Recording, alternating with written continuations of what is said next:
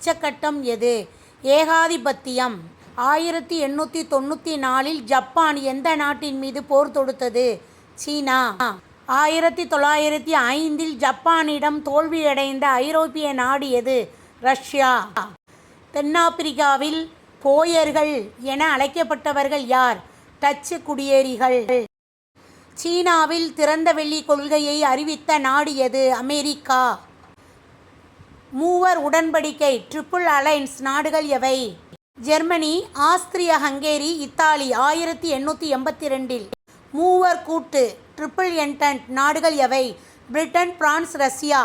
1907 முதல் உலகப் போரின் உடனடி காரணம் என்ன? ஆஸ்திரிய இளவரசர் பெர்டினாண்ட் செர்பியாவில் படுகொலை செய்யப்பட்டது. சாரோஜெவோ சம்பவம். மொராக்கோ விவகாரத்தில் பிரான்ஸை எதிர்த்த ஜெர்மனி அரசர் யார்? இரண்டாம் கைசர் வில்லியம். பால்கன் கழகம் உருவான ஆண்டு எது? 1912